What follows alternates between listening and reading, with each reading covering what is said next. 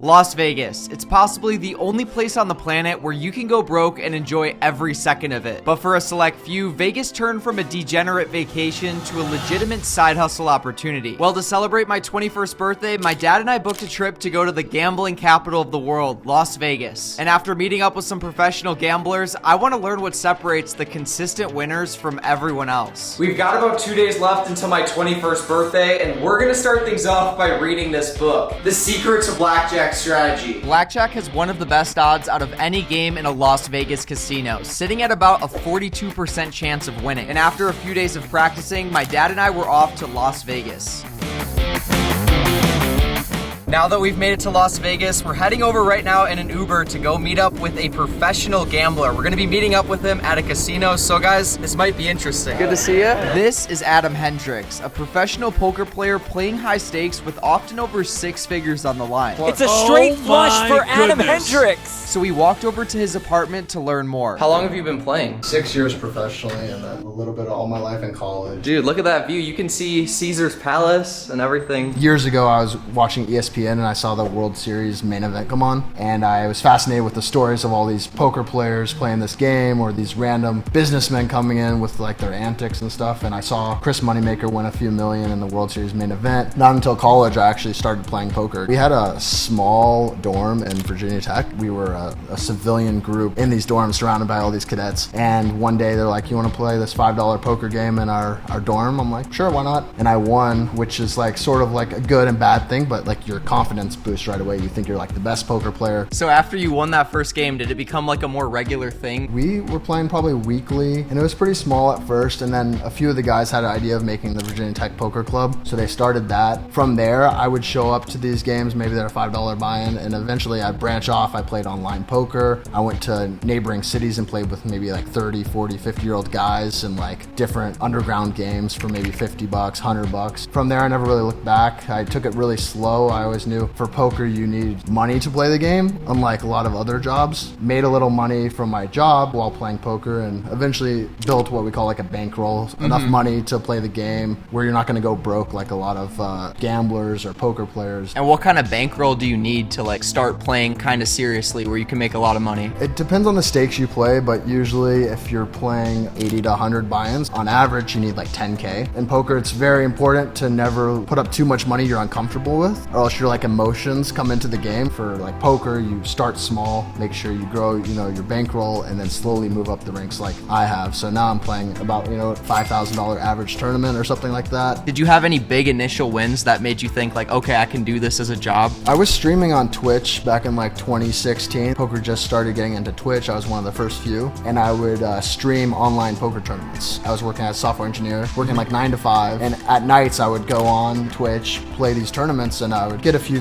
viewers, maybe like I had like 150 maybe concurrently. One of the days I remember I won 2 tournaments online for like 30, 40,000 total, and I was like, oh, this is really nice. I had like 1,000 viewers that night. People were hosting me, all sorts of stuff. That helped boost my bankroll while I was working and made me realize, I could probably make a little more money playing poker rather than working my side job. Finally quit and went to the World Series a few weeks later. And how did it go at the World Series? I did what you call bubbling a tournament, where you're like the last one out before making the money. So everybody's rejoicing as you bust out because they're all making money. This is like my second week playing professionally. First time in Vegas for the World Series. So I remember finally getting back, and I look at my calendar of all the tournaments I was playing. And on that day, there was a game called Pot Limit Omaha 8 or better. After 3 days, I got second for about $135,000. Played with the likes of like Barry Greenstein, who was on high stakes poker for a few days, and like all these names. And I was sort of just in this other world. So I got second in that. And the next day, got third in another one for $65,000. It was a pretty incredible start. And from here, his career kept on going, earning up to $500,000 in one sitting, becoming the #1 player out of his home state of Alaska, and winning an estimated $5.1 million over the years, with $800,000 just from online poker. And I'm curious, like, what was your best month or best past year playing poker, whatever you're comfortable talking about? I cashed for tournaments like 1.5 million last year. That's not all profit. You know, there are buy-ins associated with that, but I got second in the overall poker ranking for like tournaments. It's called the Global Poker Index Player of the Year. My good friend in poker that I've known for years, he got first. What would you say separates poker from other games at a casino? Yeah, I think this is really important. I remember even when I was switching over to poker and telling my parents, they weren't really aware of like what poker is, and they just treat it as just like another form of gambling, like you're playing blackjack or something. But the important distinction is when you sit down at a poker table, you're playing against other people that aren't part of the casino. And the only money the casino's making is like a percentage of the pot that they take. It's called a rake. So you win $100 pot, they might take $1, $2, up to like 5%. And so they have no incentive to like sort of rig the game so they win in the long term. But before I try playing online poker for myself, it's time to get into the more risky parts of a Las Vegas casino. Each spin I do is $8, and we won back $2. This is literally the fastest way of all time to lose money. Let's hit it at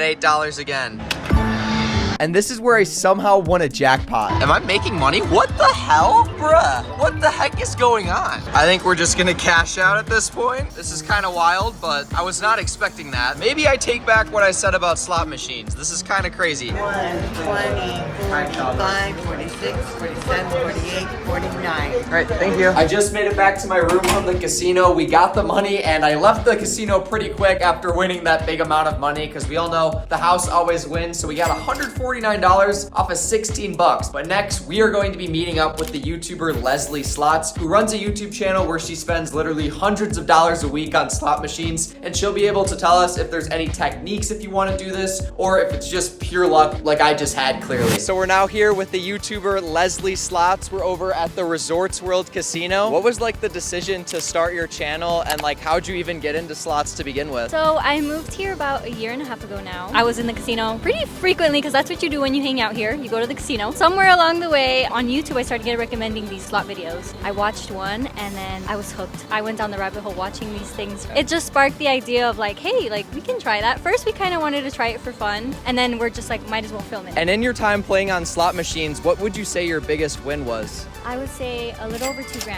I wasn't expecting it at all, but yeah, won it. And do you have like any tips on like how to play slot machines? Like, is there any strategy to it at all, or is it kind of luck? No, there's no strategy to it. It's random. It really is. I like to think that there's like certain things to go along with, like, oh, the jackpots are higher, but at the end of the day, it's all random. And would you say that all time you've made or lost money playing on slot machines? I would say right now at the moment, I'm kind of broken even. So now that you've answered some questions, we're gonna give you $100, and whatever you make or whatever you have at the end, you get to keep. So we're gonna gamble just like we do in your videos. Perfect. So you're putting the $100 into the machine right now? Yep. And what machine did you end up going with? Dragonlink, happy and prosperous machine. The $100 is now in the machine. I really want to double this. Is that your goal? If you get 200, then you're done? Yes, at least. Pretty quickly, we were down to only $30 in the balance, but then she hit a jackpot. Oh my gosh, we got it. Does that mean anything? We got 6 of these orbs, which gets you into the bonus. This is what you want to see on the slot. This is what we won so far. There it is. There we go. $197. Now we're up. So here's the question. Are you gonna keep going or what? 128. We're up 28 bucks. That's not terrible. I don't know, guys. What should I do? She kept on playing until she was back at $100. Then her boyfriend came in and unfortunately lost it all. What's your worst gambling night? Like the most you've ever lost? I'm ashamed to say it. I've lost $900 in a night. No, less than Okay. I